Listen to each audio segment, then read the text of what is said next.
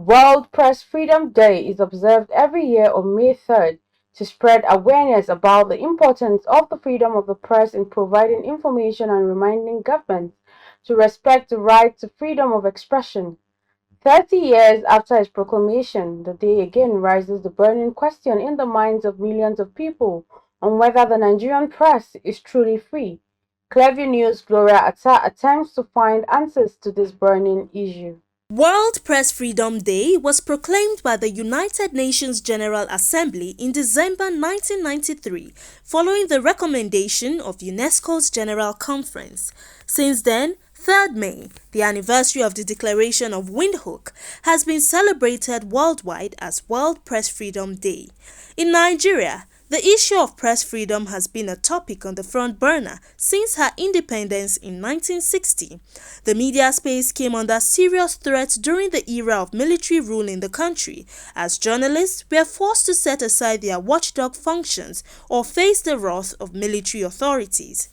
A typical example was in 1986 when Newswatch editor-in-chief and critic of Ibrahim Babangida's military government, Dele Giwa, was assassinated by a parcel bomb at his home in Lagos, among others.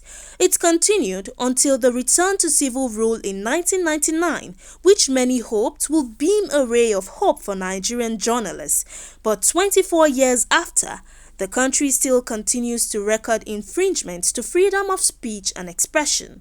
In October 2020, during the NSAS protests, there were reports of violence and harassment meted out on journalists who covered the protests around the country. The Nigerian Union of Journalists reported that at least 120 journalists had been detained in the country and that many others had fled abroad to avoid harassment, threats, and death. Another more recent example was the 7-month Twitter ban, which ran from June 2021 to January 2022. During the ban, the National Broadcasting Commission (NBC) also instructed radio and television news broadcasting organizations to deactivate their Twitter accounts and refrain from using Twitter to gather or disseminate news. During the just concluded 2023 general elections, the National Broadcasting Commission issued sanctions to a number of media outlets for publicizing certain content, which raises the question on whether the country has grown as a nation and if truly the Nigerian press is free. In an interview with Clever News Desk, some journalists, including veteran broadcaster Odion Bello, speak on their biggest challenges in the course of duties. You will say there is press freedom if you are free to write. You are free to gather the information and you are free to write it the way it is. The economy is not good enough for you to say you are enjoying press freedom, you gather and you write whatever you want to write, because the jobs are not there. You can imagine how many years or months you have spent on the streets of Lagos, Port Harcourt, Abuja, or Kano before getting your job, and you are now writing against your proprietor. It's not so. There is no press freedom. For me, I wouldn't say the Nigerian media is free. There's so much coming from the regulator. I'm talking about the NBC. They put lots of pressure, and the sanctions are becoming too many. Have been too many, and they're becoming more and more. They're suppressive to medias and to media organizations and to media personality, journalism, or what have you. So the media in Nigeria is not really free. There are lots of challenges the media is facing in Nigeria. Like I said earlier, first of all, the NBC is a problem, and then the government, and then security, and then talking about the pay. We have bills to pay and all of that. So we go through lots of hurdles, challenges. They're not really free because in the media sector now, there's no freedom of speech. There are still some lapses. We still have a lot of potholes. So even though today we are celebrating World Press Freedom Day, but I'll categorically say as a journalist that journalists are not really free. And one of the challenges we face is the advent of the social media and bloggers. So when you've put your work out there, you can't really differentiate who the true journalist is and someone by the roadside. And also in the aspect of marketing, there are a lot of challenges, especially when you're coming out newly.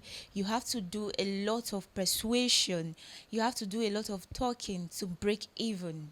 You discover that the there is an unethical practice of journalism in the private media organization, where there is this saying that he that pays the piper dictate the tune.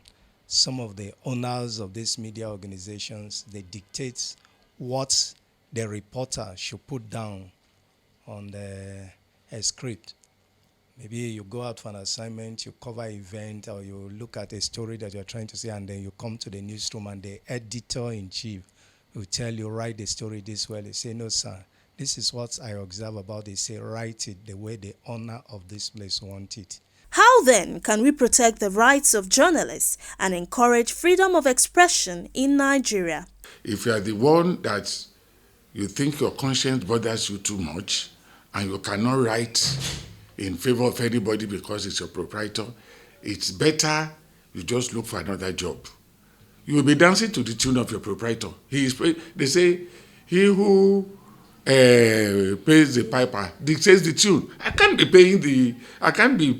paying the piper, and the piper is giving me another tune. Of course, the piper knows immediately that is his last piping. First of all, journalists themselves need to come together, and the NUJs there and then other organizations, they need to come together and make a firm statement that, look, our job is to see something and say something, because this is the job description. If a military person could go to Borno and say to peace, why are you having issues with me as a journalist saying about what I see, or talking about what I see? And then secondly, the government needs to wake up to reality. The reason why a lot of things happen to journalists is because there's no any form of punishment that comes to people who abuse journalists indiscriminately and all of that. So if there should be some sort of protection for journalists coming from the government, then it will go a long way in ensuring free press in Nigeria. When you go to cover events, you find out that some journalists are being harassed and bullied in the course of doing their duty. So our lawmakers should set laws, or if there are laws already, they should review these policies and make sure they implement it. They should create a welfare packages for media organizations who are struggling financially, and also they should help upcoming journalists also to encourage them in doing their job well. Why most of our journalists compromise in their reportage? I can look at it, and maybe because of poor pay by some of these media organizations. They give them just peanuts, little thing, and little money. So the quest for satisfying their desire to make them compromise of it. So I feel that if the journalists are well paid, like every other sector, they look at it, they do a lot of great job, and then they are not well paid and all that. So these are some of the challenges we have in the media.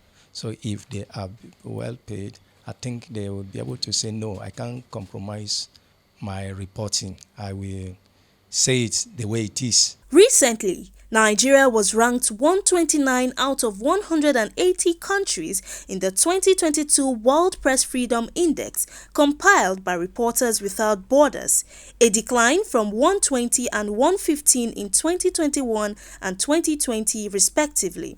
Nigerian journalists, however, continue to hope with bated breath that as democracy matures, maybe the mighty pen would be allowed to scribble without fear or doubt. Gloria Atta, reporting for Clearview News.